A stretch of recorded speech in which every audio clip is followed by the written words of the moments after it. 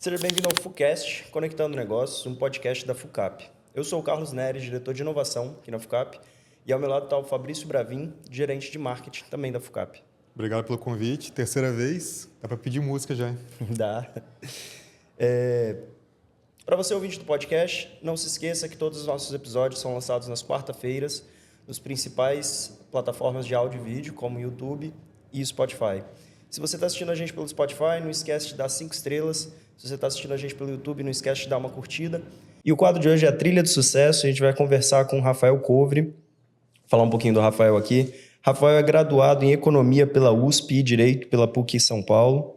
Ele tem um MBA em Agronegócios. Ele foi responsável pela área de produtos de agronegócios em bancos e atuou como membro do Comitê de Títulos de Agronegócios da Ambima e também do Comitê de Financiamento de Agronegócios da ABAG.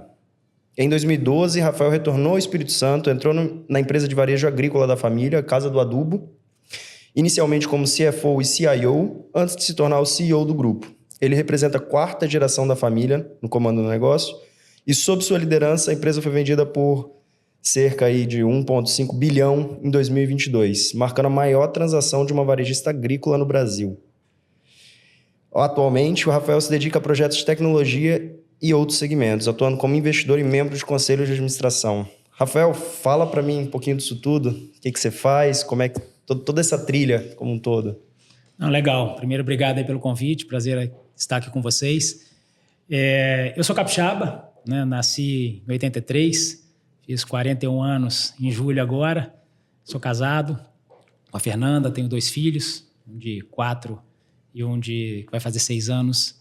E minha vida toda, até os 18, morei, né, e estudei e cresci em Vitória, né, e sempre vendo a jornada da empresa, de crescimento do negócio, acompanhando meu pai, né, e meus tios dentro da operação. Mas, né, com os 18, né, mirando um pouco no sonho grande, eu decidi ir para São Paulo, estudar, né, e tentar um pouco ganhar um pouco de casca, experiência, né, no mercado. Então, acabei me direcionando para o mercado financeiro, mas não fugi das origens, né, dei um pouco de sorte ali. Em 2006, né, o mercado estava começando a estruturar uma lei que era do finalzinho de 2004, bem no finalzinho, de dezembro, né, então os bancos ainda estavam se organizando com toda a sopinha de letras que hoje é bem conhecida do agronegócio, LCA, CPR, né? A CPR é mais antiga, mas, né, ela teve mudança junto com essa lei, CDCA, CRA, então tudo isso é dessa época. Então, eu acabei aproveitando a oportunidade, me direcionando para manter as origens, mas entrando num segmento, né, diferente ali, que é o mercado financeiro.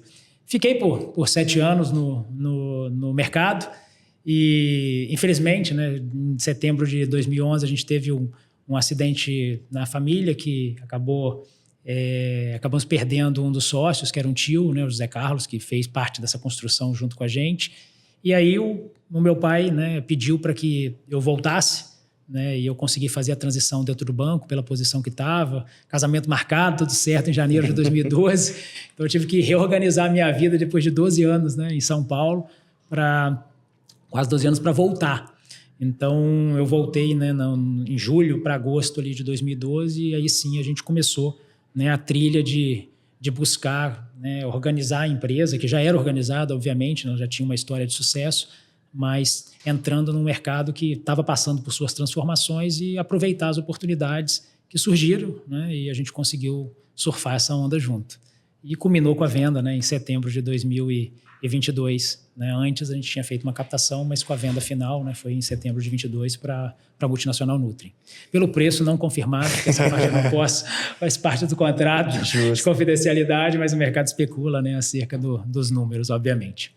E antes mesmo de entrar nessa parte da empresa e até a carreira profissional, deixa eu olhar para a infância. Você tinha contato já com a Casa do Adubo lá atrás, quando você foi crescendo, por ser a quarta geração? Sim, a gente cresceu dentro da operação, né? Eu falo assim, a gente sempre fala quarta geração, porque você pegar o CNPJ, ele data de 1937, né? Então ele veio com isso. Mas ela é uma operação que começou com o bisavô, né? Ele era pai da minha avó paterna, né? Então meu avô, por casar, acabou sendo convidado, né, para entrar na sociedade. Então, né, ele acabou sendo a segunda geração, né, dentro da operação. E depois vieram os filhos, né? Meu pai e um tio, né? O meu pai Nicolau, o meu tio João Bosco, e depois, né, o José Carlos acabou casando com a irmã, né, do meu pai e também vendeu uma padaria, entrou para a sociedade. Mas quando a gente olha a jornada do que é a Casa do Adubo, até a questão do nome, né, ela mudou de segmento de uma mercearia, né, como toda empresa começou lá atrás, né, no interior do Brasil, com uma mercearia que vendia de tudo, secos e molhados, tecido, etc. E aí, mais ou menos na década de 70, com a pecuária, né, mais pujante, a agricultura se estruturando em termos também de empresas, né, multinacionais chegando com portfólios, a família decidiu que não seguiria para o mercado de supermercado, igual a gente vê hoje os supermercados de cidade, né, que atendem a população com alimentação humana, e a gente foi para a parte de agricultura e pecuária, né, focado na alimentação das plantas e dos animais. Né? Então, foi ali que teve essa guinada. Eu, como nasci na década de 80, né, 83, cresci indo, né, para a operação. Brinco que a gente corria no meio dos galpões, né? O meu primo Estevão, né, que era mais atentado, era mais quietinho, né? Brincava de armar ratoeira dentro das lojas, né? Então eu tenho a gente tem uma memória, né, da infância muito legal de ter crescido dentro da operação, sim, né? E crescendo dentro dela sempre com aquela cabeça do italiano, né? Meu avô era italiano, foi ex-combatente da Segunda Guerra, faleceu em 2022 com quase 102 anos, né? Então tinha muito essa cabeça de trazer a família, né, para dentro do negócio. A gente tinha essa vontade e ambição, mas quando eu fui para São Paulo acabou que distanciou um pouco, né? Meu pai e meu tio estavam tocando, meus tios a operação, então eu honestamente achava que eu não voltaria, né? Que pelo menos não no curto prazo. Mas aconteceu, né, o acidente, o incidente, e aí eu acabei voltando para ajudar, dado que o meu tio que faleceu era quem tinha mais a visão administrativa financeira do negócio, e meu tio, meu pai, estava mais voltado para a parte comercial. Tá. E como que foi, Rafael, essa entrada no grupo? Porque você veio de São Paulo, estava trabalhando em banco, trabalhando em outras coisas, e aí você chega numa empresa que é da sua família, mas de certa forma nova para você, né?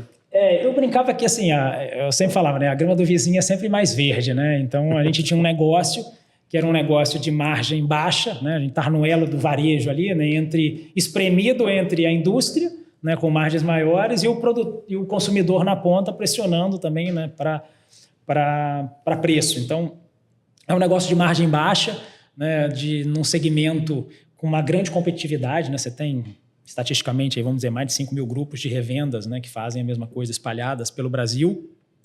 Eu já não gostava do nome, né, que chamava Casa do Adubo. Sofria bullying no colégio, né? Hoje chama bullying, né? Meus amigos brincavam, falavam que a minha família ganhava dinheiro vendendo esterco, estrume, né, de boi. Apesar do que a gente menos vendia era adubo no início, a gente até cresceu mais com adubo no final, mas a origem do nome é essa. Mas eu sempre falava assim, se te dá um limão, né, faça uma limonada, né? Então, obviamente, você, no mercado de trabalho, né, buscar crescer ou fazer algum movimento, e o funil é muito pequenininho, né, para você chegar no topo, né? A gente estava muito bem encaminhado em São Paulo, mas no mercado financeiro, mas, obviamente, né, a gente olhou para o negócio que já existia, então, como que eu olho para esse limão e faço uma limonada? Então, realmente tinha um caminho para trilhar. E dentro do próprio mercado financeiro, né, já rodavam informações acerca da transformação que o segmento que a gente estava passaria, né? O mercado falava isso já quando eu entrei, em 2006. Tardou um pouco, né? O que eu quero dizer, o mercado americano, né, que é um peer, né, um equivalente, né, que antecipa alguns movimentos, às vezes, do mundo. Então, o mercado americano já tinha acontecido esse movimento, e é algo natural, né? Se acontece lá, para onde que os consolidadores lá vão se mexer? Eles vão olhar outro país, né? E aí o Brasil, como toda a pujança do agro, era um alvo. Então, esse movimento de entrada dos fundos, de entrada dos estratégicos, mirando as revendas de agronegócio, que era o nosso negócio, ele já tinha, né, um desenho se configurando. Atrasou, começou um pouco mais tarde, lá para 2013, 2014, né, que foi mais ou menos coincidente logo depois da minha chegada, né, em julho de 12. Então, a gente aproveitou esse momento para trazer isso para a mesa com a família, né? A gente queria fazer parte da revolução ou ser revolucionário, né? Ou ser contra o movimento. Então a gente entendeu que, né, dando espremido num elo onde você é meio, né, fazia sentido a gente tentar se posicionar como uma empresa que ia fazer parte de um dos grupos grandes de crescimento e de participar desse movimento, né, do mercado. Então a família, né, obviamente, estou resumindo um monte de conversa, para você tratar isso com a geração anterior e com a família que tem um apego, né, é sempre muito complexo. Né, mas no final, né, a gente decidiu em família caminhar nesse formato. Quão turbulento ou pacífico foi todo esse jogo de cintura, essa conversa? Que envolve gerações, né? Envolve gerações. E quase sempre isso não é fácil. Assim, eu sou uma pessoa muito política, né, no sentido talvez positivo da palavra, né, de tentar comunicar e conciliar, né, e dividir as coisas. É óbvio que tem um ditado que diz, né, que aquilo que você enxerga depende de onde você está sentado, né, e é muito real, né? Se você vai num circo, você senta de um lado da plateia, você senta de frente, o espetáculo que você vai ver é diferente. Então, a gente tem que ser solidário, né, e sempre tentar vestir a camisa do outro e entender que se você está dentro da operação, você está enxergando um negócio totalmente diferente da pessoa que está no conselho, né, e do acionista que está fora do negócio. Então, a comunicação é perfeita? Ela sempre fluiu de uma forma sem ruídos? Não, mas a gente sempre tentou fazer com que ela fluísse da melhor forma possível. Eu acho que essa busca pela transparência e pela boa comunicação fez com que a gente conseguisse caminhar. Mas é óbvio que a gente teve que fazer vários alinhamentos, né? E eu tinha sempre uma premissa, né, que eu falava muito com meu pai, que era: pai, eu posso ser funcionário, executivo, sócio, e posso deixar de ser. Mas meu pai você nunca vai deixar de ser. Então, acho que o que a gente tem que se preocupar é sempre preservar o almoço de domingo. Né? Se as coisas não estiverem indo bem e a gente estiver afetando essa relação, eu acho que a gente deve dar um passo para trás, né, e ter a sabedoria de fazer a sucessão e botar alguém aqui que vá, talvez, dançar a música da forma que você deseja. Né? Mas se você está olhando para uma empresa do futuro que você sabe que você não vai estar aqui, né, aí a gente tem que começar a entender também qual é a empresa que a gente, né, como grupo ou como a próxima geração, também entende, né, que ela deveria ser. Porque senão, né, não faz sentido a gente trabalhar a sucessão e o que a gente pretende construir. Sim. E aí eu acho que nesse formato a gente sobreviveu bem, né, durante essa jornada de 10 anos junto e um ano ali de transição que eu fiz, 11 anos que eu fiquei na operação de fato como executivo. Depois desse processo pessoal aí de transição, de sucessão, quer dizer, né, bem sucedido, o que você indica e qual é o caminho para quem está fazendo essa transação agora, que é essa sucessão? Não tem uma coisa só, né? Eu vou tentar resumir, né? Mas primeiro, com certeza, é comunicação, né? Eu acho que a comunicação ela tem que ser para a família e para quem está embaixo, né? Todo mundo que participa e que é funcionário, né, colaborador da operação. Então, desde quando eu cheguei, né, foi assim: o que o Rafael está fazendo aqui, né? Saiu lá de São Paulo, veio para cá, né? Então sempre gera um susto, né? Então eu procurei, eu literalmente fiz uma carta e mandei um e-mail para todos os colaboradores, né? E eu buscava fazer reuniões, né, periódicas, para conhecer, entender o negócio como um todo e também comunicar um pouco do plano para todo mundo. Então a gente buscava, né, ter uma uniformidade, né, de comunicação, cumprir o que a gente comunicava, e obviamente se tivesse que refazer, a gente voltava para a mesa e trazia os motivos do porquê da mudança, para não ter ou evitar o máximo possível de surpresas. E em termos familiares, né, você tem que estar, eu acho que sempre buscando o alinhamento de onde você está e o que você quer chegar, até porque você tem uma empresa familiar, né, e como toda boa empresa familiar, né, que eu brinco que só muda o CPF dos envolvidos, o CNPJ dos envolvidos, o endereço, né, mas as histórias são as mesmas. Talvez o como você vai conduzir, o momento que você entra conduzindo é que vai talvez saber se o caldo já derramou, se não derramou, se você consegue conduzir, ter uma história de sucesso. Eu acho que a gente fez num momento super certo e propício, né, de união familiar, mas conduzindo para que a governança fosse implementada e você conseguisse separar a empresa da família, mas deixando todos confortáveis do que estava sendo feito e também, acho que trabalhando para que as questões financeiras, né, porque geralmente em família, né, se falta o pão, né? Já tem o ditado, né? Aí você começa a ter problema. Mas se você consegue deixar essas coisas estruturadas, eu acho que todo mundo pega a ideia e o projeto como parte, porque todo mundo é parte, para fazer ele dar certo. Interesse comum, né? Interesse comum. Você teve alguma ajuda externa nesse processo? Então, eu também brincava com a família, né? Eu falava, olha, consultoria é bom, né? Desde que você pague como investimento, né? Não como custo. Se você traz a consultoria e não a utiliza corretamente, as pessoas não estão alinhadas de autogestão ou quem está conduzindo em cima não dá o foco devido, você vai rasgar, queimar dinheiro, né, e não vai ter o resultado. Se você traz o consultor, né, e eu brincava com a família que a gente paga o consultor para falar para a família aquilo que todo mundo já sabe, mas você não pode falar. Você pode até falar, mas se você traz alguém de fora e ele fala, né, e aí ele traz exemplos, obviamente, de outras empresas que aquilo já foi feito e que a própria consultor já fez, né? Quem ajudou a gente lá foi o pessoal da Fundação Dom Cabral, a gente fez com... Eu até esperei um ano para começar a trazer o processo que eu queria que a professora Elismar, né, participasse, que ela fez algumas empresas capixabas, e aí a família, os mais velhos, a terceira geração conheciam os sócios dessas outras empresas, então acho que isso também traria credibilidade, né? Trouxe uma pessoa também já com mais bagagem, experiência, mais velha, que eu acho que os cabelos brancos nesse quesito ajudam também para eles que já estavam, né, na mesma fase da vida. Então, foi muito bom, né? Eu acho que, obviamente, mais do que dizer o que a gente não pode dizer, é você usar nos momentos certos, quando você precisa trazer para a mesa temas sensíveis ou fazer alinhamentos conceituais que você fazendo, né, ele é duro, né? Quando o outro faz, que tem, né, uma bagagem e dá isenção para o processo, isso ajuda bastante. Então, a gente usou, sim, né, a professora Elismar e a Dom Cabral aí nessa jornada. E qual que é o equilíbrio ideal, assim? Porque você tem a tradição, rigorosidade, você tem a inovação. E até pela sua posição, você estava como CFO e CIO. Uhum. Como é que você achou esse equilíbrio e qual que é o equilíbrio ideal do tradicional versus o que você está trazendo de novo? Isso é muito dinâmico, né? Até porque se a gente for olhar passado, né, você tem as ondas, né? Teve a onda do metaverso, né? Agora estamos na onda da inteligência artificial. Então, você tem que entender, obviamente, qual o passo que você quer dar e quer participar e o quão aquilo é relevante para o seu negócio, importante, sem talvez também gastar dinheiro com modismos ou coisas que você não vai conseguir ser o pioneiro. Né? Então, que é melhor você copiar do que você, obviamente, criar, né? Querer fazer parte da criação. Né? Mas uma coisa que a gente sempre brincava lá é assim, né? Tem outro ditado, né, que diz que você marca a mercadoria. Né? Então, quando você pega um telefone, né, dos mais conhecidos, né, você tem por trás ali uma marca, não é uma mercadoria. A gente, na verdade, vendia mercadoria, porque a gente vendia coisas de terceiro.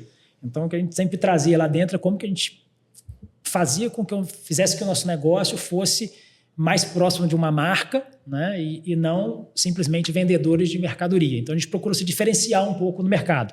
Então, enquanto a onda do mercado estava indo mais para grandes e grandes produtores, a gente atacava mais os pequenos e médios. Vendíamos para os grandes? Vendíamos. Eram mais oportunísticos do que foco. Né? Enquanto estava todo mundo focado em soja e milho, a gente atendia o abecedário inteiro, da agrião à vagem, né? 89 culturas. Então, diversificava regiões, então a gente buscava diferenciar um pouco a empresa para se posicionar melhor. E desde quando eu cheguei, né, o José Carlos, que faleceu, ele tinha uma visão, ele era o mais velho, mas tinha uma visão muito pró-tecnologia. Tanto que quando eu cheguei tinha um projeto que, talvez vocês nem, vou falar aqui, poucos vão saber, né, o que é o Palm da HP. Né? Acho que ninguém aqui conheceu pela idade. Né? Tem uns aqui que na plateia que sim. Então, o Palm da HP era como se uma tela de cristal líquido, né? Com preto e branco, e o José Carlos tinha desenvolvido, né, junto com o time lá, um tirador de pedidos online ali naquele bloco, né? Para você, em 2011, vamos dizer assim, para 2012, matar o bloquinho de pedido. E aí, quando eu cheguei, né, a gente falou, poxa, vamos lançar isso, né? Era o avô do tablet, né? E literalmente, porque aí quando a gente chegou, justamente o que estava acontecendo, a gente entrou em contato com a HP e falou, eu quero 10 para fazer um piloto numa loja. Ele falou, veja bem, se você pedir 10, você só tem 10, porque a gente está descontinuando o Palm. Então, se você compra 100, não vai comprar só 10. E a gente falou, poxa, não tem como, né? O que eu faço agora? Eu dou um passo para trás, porque estava nascendo o tablet, tecnologia nova, super cara, né? Mudando para a linguagem do Android e tudo mais. E a gente tomou essa decisão, falando, não, vamos matar, pegamos, obviamente, a regra do negócio que estava pronta e tombamos para dentro do Android e lançamos em 2012, né, no final de 2012, início de 13 ali a ferramenta. Então, a gente sempre olhou tecnologia como um vetor, a gente sempre olhava o negócio como uma mesa, né? 4 pilares ali, né? 4 pés.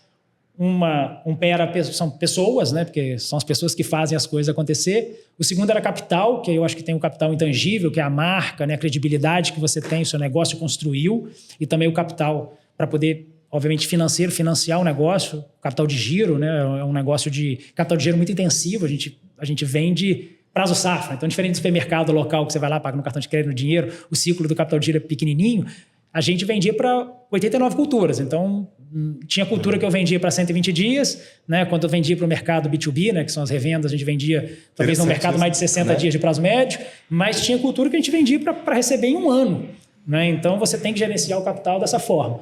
O terceiro pilar era logístico, né? Porque eu brinco que a gente fazia logística que muitos desconhecem, né? A gente conhece muita logística dessas grandes plataformas de cidade que brigam para quem entrega mais rápido, né? Tem cidade que briga para entregar em 1 hora. Eu brinco que a nossa logística ela não está dentro da cidade. A gente andava 30 quilômetros de estrada de chão para entregar um pedido de R$500, né? E por vezes passava dentro de uma aldeia indígena, pagava pedágio de índio, verdade, existe isso no Brasil, entrava com um caminhão dentro da balsa, atravessava o rio com um caminhão para atingir o cliente final, né? Então, essa logística fracionada, né, e a inteligência de fazer isso era o outro pilar. E o último, que eu brinco que sustentava tudo isso e coordena tudo isso, é a tecnologia, né? Então, a gente sempre olhou a tecnologia não como custo, mas sempre como, de fato, um investimento para poder crescer, reduzindo o custo e atingindo, né, esse público de pequenos e médios nos rincões mais distantes e difíceis de acessar do Brasil, né, fazendo a operação acontecer. Legal, você citou o Palm aí, mas quais foram outras inovações tecnológicas que você levou para o setor? Então, a gente, na verdade, eu brinco que quando eu cheguei, né, uma das questões de governança que você olha muito, né, além de auditoria de balanço, né, com as famosas Big Four, né, que são as 4 maiores empresas de auditoria, né, que atendem, né, mundialmente, mas atendem o Brasil também, ou você criar um conselho de administração com independentes, ou você, né, criar separação de família e empresa no negócio, estruturar, né, tudo isso de uma forma. O outro pilar é como você constrói a jornada da tecnologia dentro do negócio. E aí, um dos pontos que a gente discutiu era sistema, porque quando você vai olhar sistema, né, se você for abrir sua empresa, né, capital na bolsa, geralmente o pessoal olha os 2 principais RPs do mercado, né, que são sistemas de gestão, né, e o principal mundial é a SAP. Então, quando a gente chegou em 2012 e foi olhar o SAP, ele não tinha atuação dentro do segmento de revendas ainda, né? Ele começou a depois desenvolver isso dentro do mercado de revendas. Então, a gente tomou uma decisão. Será que eu vou para um RP desse, onde eu vou acabar fazendo parte da construção, e talvez pode ser difícil, porque você fazer a regra de negócio num RP mais travado, que não tem um histórico, é complexo. Então, a gente deu um passo para trás e decidiu seguir com o desenvolvimento da trilha de tecnologia dentro de casa. Então, corajoso, é uma decisão complexa, mas a gente já tinha começado e a gente decidiu fazer isso em casa. Então, tombamos para uma empresa de tecnologia, fizemos, vamos dizer assim, uma spin-off do time, né? Separamos o time de tecnologia, montamos uma empresa para poder atender as empresas do grupo, e eu brinco que a gente falou assim, olha, vamos desenhar o que seria o estado da arte da tecnologia no nosso segmento. Aqui não é sendo presunçoso de fazer a melhor coisa, não, mas sim de construir algo que faça sentido em termos de atender o segmento.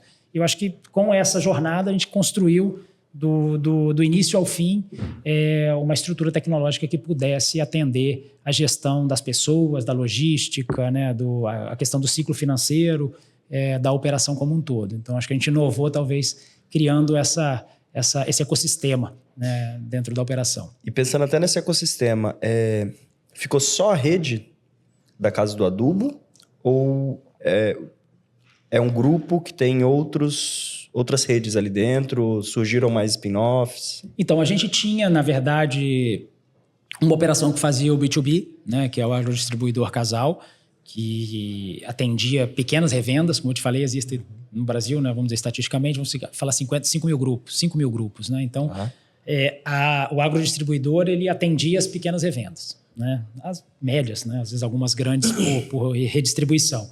E a Casa do Adubo fazia B2C, né, que é atender o consumidor final, produtor pequeno e médio como foco e o grande. Quando a gente fez a transação, e antes de fazer, aí a gente estruturou a operação, porque não fazia sentido, obviamente, fazer a transação só com o B2C e deixar o B2B de fora, nem vice-versa, porque quem estava entrando olhando o negócio ia falar, você vai ter um braço competidor aqui comigo, querendo ou não. Então, a gente tinha 2 empresas separadas, a gente fez uma organização societária, botou o B2B debaixo do B2C, então o agrodistribuidor Casal foi para baixo da Casa do Adubo, e aí na primeira rodada que a gente fez uma captação com fundo de investimento, né, o Axon entrou em final de julho de 18, com uma participação minoritária e depois essa estrutura já estava feita. E aí quando foi feita a liquidez, né, com a Nutrien na saída em setembro de 22, ela comprou, né, as 2 operações juntas, né?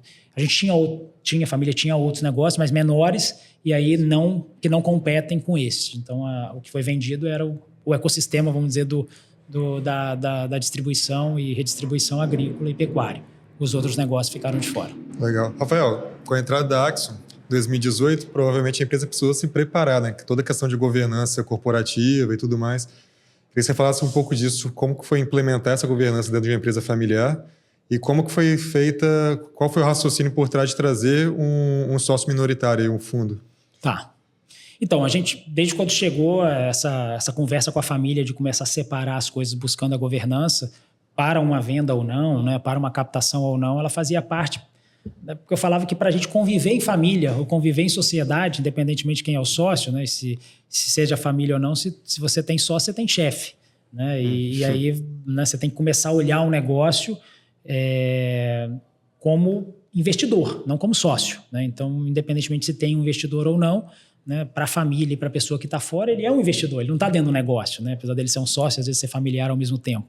Então, a gente fez um trabalho, de fato, de separar a família. Eu brinco que você chega, tem gato, periquito, papagaio, né, carro, imóvel, tudo está junto.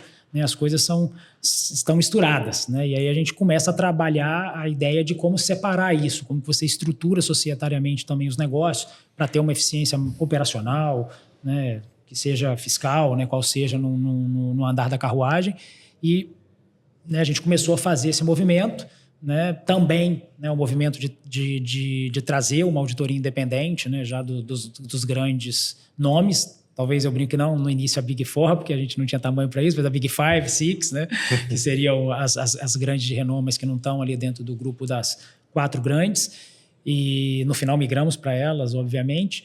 E também montar o conselho de administração, né, que nasce às vezes como um conselho de família, né, e depois você vai trazendo independentes e, obviamente, quando o fundo entrou, né, também trouxe cadeiras dos representantes do fundo para dentro do conselho, e aí eu brinco que você ganha o carimbo da chancela de governança plena. Né, e aí, obviamente, o mercado passa também a te olhar de uma forma diferente. Legal. Bom, a gente foi fazer o dever de casa e a gente pesquisou aqui nos 10 anos que você ficou à frente como CEO do grupo, de 2012 a 2022, até ela ser vendido. O faturamento do grupo saiu de 150 milhões para aproximadamente 2,2 bi. Bom, imagino que em 10 anos, para poder levar quase 15 vezes aí o faturamento, deve ter tido bastante desafios. Conta um pouco para a gente como foi essa trajetória em 10 anos aí em frente ao grupo. Eu acho que assim, é importante frisar que talvez a peça menos importante era a minha, né? Eu brinco, né? Para você fazer uma cesta, você tem que ter, né, todos os jogadores ali em quadra para acontecer. Então, quanto mais alto você está na cadeira, você está mais gerenciando, vamos dizer, os problemas, né? E talvez fazendo um papel mais institucional e tentando direcionar a comunicação do acionista com o conselho e com a ponta, né? Não que eu botasse, né, na operação só o nariz, pelo contrário, né? Eu botava a mão também, trabalhava, a gente ia para o campo, rodava, né? Implementação de tecnologia mesmo. Até 2 anos antes da gente vender a operação, eu ia a campo, né, muitas vezes fazer a implementação, porque eu tinha a visão de que quem estivesse entrando na empresa tinha que entender que aquilo era muito importante. Se ele quisesse fazer parte do grupo, ele tinha que usar. Não era algo que estava só no documento, né? Ele tinha que acontecer. Então, acho que essa mensagem a gente de cima tem que sempre dar quando você quer que as coisas aconteçam.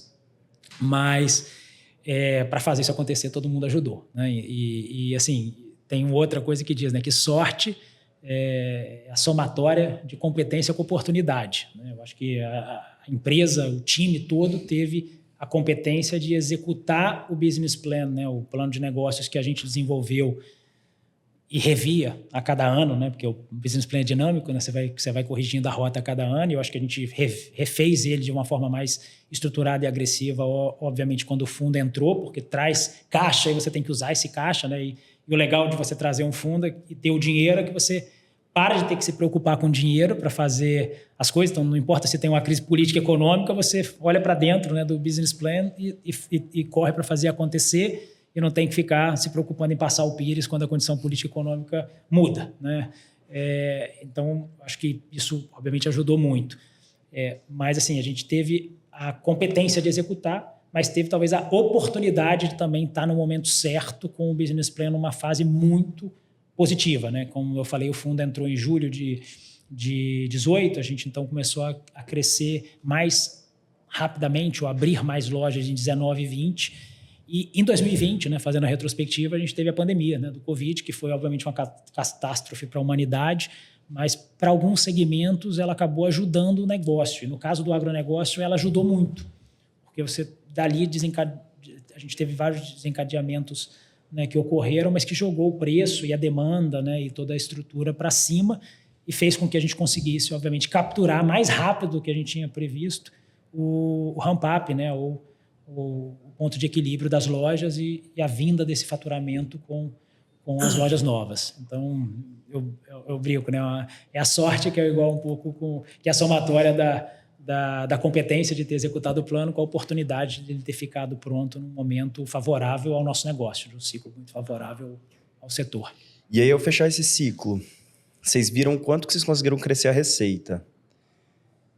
Veio a proposta. Como é que essa proposta chegou até vocês? E, olhando para a proposta, como é que vocês decidiram que, verdade, é hora de vender ou não? Se a gente multiplicou por 15, a gente consegue multiplicar por mais 10, por, sei lá. Então, como todo negócio, eu acho que no agro isso é até mais marcado, né? Você tem ciclos, né? Se você olhar qualquer segmento, ele não está em alta sempre, né? Você vai ter momentos de alta e momentos de baixa. E aí você tem que comprar na baixa e vender na alta. Isso vale para todas as coisas, para ação, né? Para o que você estiver fazendo. Então, na verdade, como a gente pegou esse momento de curva de crescimento muito favorável e antecipou até o que a gente tinha planejado do business plan, vamos dizer, em 2020 e 2021, a gente já tinha feito a entrega do número de 24, vamos dizer assim, né? Então, isso acendeu uma luz e falou, poxa, né, se esse ciclo está agora, né, por que a gente não antecipa? O mercado ainda estava muito aquecido, né? Uma hora ele ia, obviamente, inverter de novo, e a gente provocou, na verdade, via conselho, fizemos a provocação de que o número, né, do planejamento do ciclo com o fundo, né, porque o fundo de investimento, eu brinco que é um casamento com data marcada para terminar, né? Ele não entra para casar com você para sempre, ele participa do ciclo e depois ele vai sair de alguma forma, né? Seja vendendo para a família, seja para um outro fundo, seja para um estratégico, seja para a bolsa,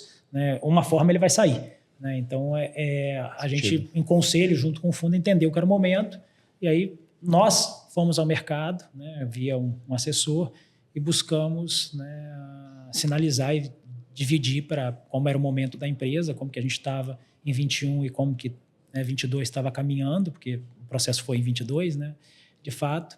E aí tivemos vários interessados, ficamos no final com 3, afunilamos para 1, né, que foi a Nutrien, e a operação saiu, né, em setembro de 22. Vocês chegaram a cogitar o IPO? Sempre fez parte, mas se você olhar 22, o mercado estava fechado, né, para IPO. Tá? Então, de lá para cá, né, inclusive.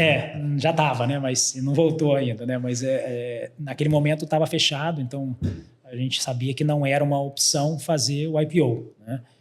Aí se eu preferi o IPO ou não, aí tem uma outra conversa, outra discussão. Mas enfim, né, a gente entendia que não tinha como ser o IPO, teria que ser um outro fundo, ou pelo tamanho, como já estava muito grande, talvez um estratégico fizesse mais sentido, e assim o fez. Imagina se eles estivessem esperando. Não, vamos esperar o IPO voltar a abrir. Tá até hoje esperando, né? E o mercado inverteu, né? Lembra dos ciclos, né? A partir do final de 2022, né, os preços que subiram muito, né, começaram a cair. Correção. A guerra da Ucrânia não se configurou como algo que realmente mexeu e segurou os preços dos fertilizantes, então eles voltaram, né? Preços de produtos como glifosato, que também tinham subido muito, começaram a cair. Então, o mercado teve um ciclo mais negativo para a commodity. Então, acho que a gente vendeu num momento também muito favorável. Pela posição que você estava, eu imagino que você liderou toda a negociação e organização da venda. Como é que foi essa experiência, assim, falar de uma venda bilionária, essa sensação, esse... A gente já tinha Vou feito... até emendar a pergunta aqui. Como é que é a sensação depois que você assina o papel e o dinheiro cai na conta? A gente, na verdade, assim, já tinha, por preparar a empresa, como eu falei, né, em 2006 já se cantava a pedra de que esse mercado ia andar, então ele andou. Né? Em 2013, por exemplo, a gente já começou a ter gente batendo na porta, querendo olhar a operação para fazer algum negócio. A gente chegou a quase fazer um M&A com um fundo em 2014, 15, só que aí teve um momento político-econômico ruim do Brasil, né, sem retroagir a nomes, e o mercado meio que fechou. E aí a gente preferiu também recuar, e uma das pernas financeiras era externa, eles, né, decidiram deixar o Brasil, né, vamos dizer assim, e a gente falou assim, poxa, já que não andou, vamos esperar um pouco mais. Aí esperamos o ciclo melhorar de novo, aconteceu a transação em 2018. Hoje eu vou dizer, a gente teve um ensaio, né, antes, né, e aí depois em 2018 com fundo, então a gente vivenciou 100% do processo. Querendo ou não, eu fazia muita operação no mercado financeiro também, que era de título de valor mobiliário, mas para financiar aquisições ou operações atreladas a M&A. Então, eu já vivia um pouco esse mundo, não para minha pessoa física, né, mas para outras pessoas e grupos. Então, assim, para a família, obviamente, era tudo muito novo e a gente tentava conduzir sempre, novamente, com a comunicação e fazendo isso muito paulatinamente. Mas, obviamente, na transação com a Nutri, né, que aí já era, de fato, a saída, né, que você, de fato, está deixando o negócio, foi um exit de 100%, né, uma saída de 100%, e com um valor financeiro, né, relevante, sempre dá um friozinho na barriga, mas eu não estava sozinho, né? Como você falou, eu estava junto, mas não necessariamente à frente, né? O próprio fundo ajuda muito nesse momento, né? Porque eles têm expertise, eles vivem de fazer isso, então os dois conselheiros e sócios representantes do fundo, né, participaram com a gente, o próprio assessor, né, de peso, né, junto com a gente, e o diretor financeiro, né, que, né, também já tinha sido CFO do próprio fundo de investimento, tinha uma bagagem, né, o Sandro Cupelo, junto com o Estevão, né, meu primo, que estava no front. Eu acho que cada um com seu papel ali, seu conhecimento, a gente formava um time que acabava vendendo também muito bem a operação e contava uma história de sucesso que ela era possível de se replicar e de continuar crescendo, expandindo e fazer, talvez, valer a pena, né, o cheque que eles pagariam pelo negócio. Legal. A experiência do mercado financeiro voltando aí na hora. Experiência muito boa, né? Eu acho que, por isso que eu falei, né? A ideia de ter ido e trabalhar fora, acho que agrega, e escolher do setor certo e ter tido a oportunidade de ficar também no agro, mesmo no mercado financeiro, acho que ajudou bastante. A gente falou algumas vezes aqui já da questão das gerações da família, está na 4ª geração. É claro que com a vida dessa impacta inclusive as futuras gerações, né? Isso foi algo que foi pensado também ou entrou na discussão? E como que vocês veem essa situação? Assim, o mercado, o que a gente olhou foi, como eu falei, né? Se você tem um negócio que ele é muito pujante, ele está sempre resultado, você está numa posição favorável dentro do mercado, né? Você resolver ficar e perenizá-lo pode ser uma escolha inteligente, né? No nosso caso, o nosso mercado ele era um mercado, como eu falei, de margens apertadas, que estava passando por uma mudança muito grande com a entrada de grandes grupos, a indústria descendo para a venda direta, né, o produtor acessando, porque também a pandemia trouxe isso, né, ele acelerou um processo tecnológico que talvez evitava-se muito, né, do produtor usar os meios de comunicação, que seja o WhatsApp, né, para fazer mais compras e cotações, né? Então, a gente estava num mercado que você ficar só no meio, ele era muito arriscado. Então, a gente entendia que a fórmula do sucesso para o nosso negócio estaria numa verticalização, né, em você fazer parte de um grupo que tem a margem, o poder financeiro e a estrutura de uma indústria, né, e poder ter o acesso, que era o varejo, né, dentro da mesma estrutura. Então, assim, essa discussão obviamente rodou, mas a gente também, olhando para o futuro, entendia que será que o nosso negócio existiria e a gente teria capacidade financeira de estar no mercado fazendo o que a gente fez por muitos anos, com toda a transformação que estava acontecendo? Então, a decisão de vender, óbvio, ela não é fácil, mas ela também tem que ser inteligente. A família olhou para isso, né, e falou, olha, né, é melhor a gente, né, vender do que talvez o negócio chegar num momento onde você começa a ter problema, né? A venda de 100% ou a venda para um estratégico, no início a gente não sabia o que ia acontecer. Então poderia, dependendo, você vai para a bolsa, você pode ficar com a empresa, você fica com participação. Você vai ter menos percentual de um negócio que vale muito mais, né, do que você ter 100% de um negócio que vale muito pouco, né? Então eu acho que a gente foi para essa jornada com essa mentalidade, mas obviamente sem saber qual seria a saída, né? Então, mas a gente teria que estar pronto para ela caso você tivesse que vender 100%, e essa era a condição para a Nutrien entrar, né? Porque ela só comprava 100%. Rafa, e hoje? Passou esse momento, passou a venda. O que você está fazendo? Onde você está morando? Eu acho que a gente conversou agora há pouco. Você não está morando aqui em Vitória, não está aqui no Brasil, por sinal. Fala um pouquinho. Então, eu acabei, né, quando fui para São Paulo em busca de sonho grande, acabei fazendo as duas faculdades juntas. A ideia não era essa, né? Era trancar uma ao longo da jornada, mas acabei emendando e depois emendei trabalho. E aí depois, quando vim para Vitória, minha esposa ficou, né, em São Paulo, depois a gente fez no Rio, então fiquei ponte aérea 5 anos, né, de relacionamento. Pesado. Então, no final dessa jornada, eu já estava um pouco exausto, né, vamos dizer assim, né, dessa jornada de 2002, né, vamos dizer, até 2022, né, e aí a transição mais um aninho ali, né, então 21 anos, e eu decidi dar uma reduzida, né, na velocidade. Eu estava com 39 anos, obviamente você fala, poxa, não dá para parar, né, a cabeça a 1000 sempre, mas eu queria reduzir. Então a gente ponderou, né, o que fazer, né, se voltava para São Paulo, né, eu já estava com 2 filhos, né, ou se ia morar fora, e aí a gente acabou decidindo fazer uma jornada fora pela idade das crianças. Acho que isso propiciou muito, né, para a educação deles. Então eu estou morando em Barcelona hoje, na Espanha. Vai fazer 1 ano agora, em final de agosto.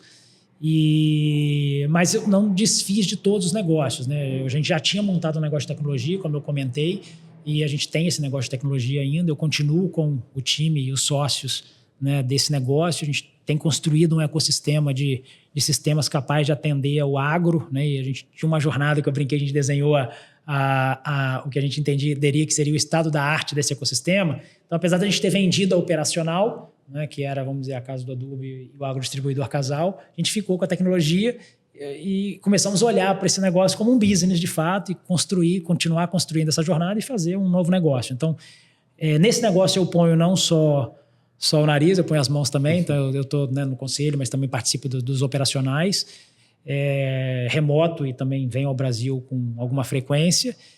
Participo de alguns conselhos, né, de empresas, né, parceria com algumas frentes, e na Espanha estou olhando algumas coisas, já que estou lá, né, porque acaba aparecendo, mas essas ainda estão mais incipientes, né? Já está atuando como investidor também em alguma empresa?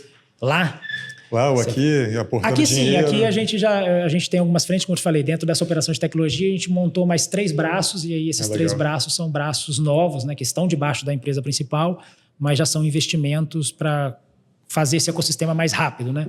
Mas lá fora, ainda algumas conversas, sempre mirando algo que a gente possa replicar ou trazer para cá, mas ainda não efetiva, porque não tem nem 1 ano, né, que eu tô lá, como eu falei. Bom, o Brasil é cheio de negócios familiares, né? O Espírito Santo, então, praticamente todos os negócios começam pela família. Depois dessa trajetória sua de vida aí, junto com a Casa do Adubo, que conselho você daria para outras empresas familiares que querem alcançar um sucesso? Porque eu sei que muitas delas ainda passam alguns apertos, não só pela questão de geração, mas também, às vezes, pela questão econômica, como investir, como melhorar essas empresas. Eu acho que você tem um pouco de bagagem que você pode dar algumas dicas para essas empresas. Eu sempre, muitas, até amigos, né, na jornada, as pessoas que me conheciam, né, me chamam para conversar e que têm empresas familiares, eu sempre repito o mesmo mantra, né, que você tem que sempre primeiro olhar para o seu negócio, porque os negócios são diferentes. Então, a tomada de decisão do que fazer com o negócio, como caminhar com ele, né, e como estruturá-lo, ele vai depender de qual segmento, né, as margens, como o seu mercado está se movimentando para uma consolidação ou não, né, como que você quer fazer parte dessa mudança ou não, né? Eu acho que isso é muito importante, e é importante você alinhar isso dentro dos sócios e das gerações.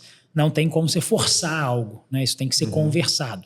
Então, obviamente, o diálogo e como você constrói isso vai garantir que você vai conseguir caminhar, né? Tem que ter sempre alguém, obviamente, tentando coordenar e empurrar, porque dentro do dia a dia você acaba sendo consumido pelo dia a dia da operação. Então, você, né, para poder fazer um processo desse, tem que ter alguém ali que sempre empurrando, né? Eu falo a família, os sócios, para que as coisas aconteçam, né? Mas ir coordenando o processo, sempre buscando alinhar as expectativas e a correta comunicação, né? Entendendo quais são as dores do seu negócio, como você quer tratá-las, porque não tem uma fórmula de bolo, né?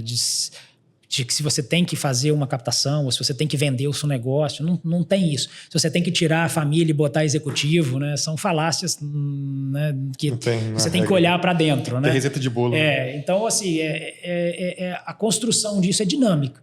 E aí, obviamente, dentro dos fóruns da governança, essa sim, né, que ela permite a melhor comunicação, a transparência e os fóruns são muito importantes. Então, acho que talvez esse roteiro da governança ele é igual para todas, né, se você quer caminhar. E é sempre bom você fazer isso quando as coisas estão bem, porque quando o caldo já derramou, né, é muito difícil. Você vai ter rupturas familiares ou societárias, você vai enfrentar, às vezes, dificuldade financeira, seu negócio vai, né, ter um valor menor do que ele poderia ter, e aí é mais complexo, de fato, de você tentar estruturar. Então, né, sempre que você tenha uma boa comunicação e a empresa esteja num momento, não precisa estar no melhor momento, né, histórico, mas você tenha uma harmonia ali, esteja razoavelmente bem, talvez seja o melhor momento para começar.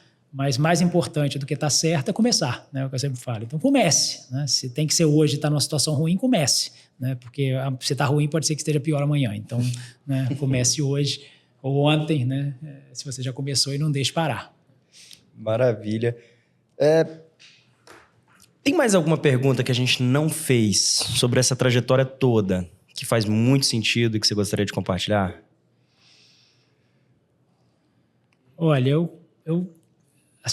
as pessoas, né, eu converso muito também com, às vezes, pessoas que estão na cadeira do CEO, né, eu acho que as dores são as mesmas, né? Tem uma máxima que diz, né, que o CEO é uma cadeira solitária, né? A cadeira da presidência é uma cadeira solitária. De fato, todos os problemas esbarram lá e de fato são, né? Então, você conseguir dosar, né, o que você tem que fazer do ponto de vista operacional e o que você tem que fazer do ponto de vista institucional, né, é uma dor, né, e uma fórmula que você tem que buscar o equilíbrio. E junto com isso, você vai trazer, obviamente, o equilíbrio de questões familiares, né, e outras que envolvem. Então, é uma jornada que ela pode ser solitária, né, mas ela pode não ser, e aí você poder usar, né, mecanismos, como a gente falou, né, de consultorias corretas, né, no momento correto, né, apoio de conselho, né, do conselho, trazendo alguns dependentes que agreguem, que façam parte do momento da sua empresa, porque você não necessariamente sua empresa é de varejo, você precisa de uma pessoa de varejo no momento. Às vezes você quer trabalhar a governança, então você precisa de alguém que vai te ajudar na jornada de governança. Mais para frente pode ser que você queira alguém de varejo, ou você quer um de varejo e um de governança. Então, eu acho que estar atento a isso e poder construir essa jornada é importante. E tem uma outra máxima que eu brinco que o mundo é uma cidade muito pequena, né? Então, você buscar ser amigável, se comunicar e manter, né, os relacionamentos sem gerar rupturas, ela é muito importante, seja dentro do seu ambiente familiar, do seu ambiente societário, né, com clientes, fornecedores, né, as coisas acabam se embocando, né? Então, os amigos perto, os inimigos mais perto ainda. Importante gerenciar, viu? Maravilha. Comunicação é a chave, então, para essa trilha de sucesso. Eu colocaria como um dos bons pilares. Legal. Fabrício, mais algum tema, mais algum ponto? Encerrei aqui. Ouvintes, queria novamente agradecê-los. Queria agradecer aqui ao Rafael Covre, agradecer ao Fabrício Bravin. Esse foi mais um episódio do FUCast, Conectando Negócios, um podcast da FUCAP. Queria novamente pedir a vocês que vocês gostaram desse conteúdo, Não se esqueçam de curtir no YouTube e dar 5 estrelas no Spotify. E fiquem atentos às próximas quarta-feira. A gente vai lançar mais um novo episódio e assim sucessivamente todas as semanas. Muito obrigado.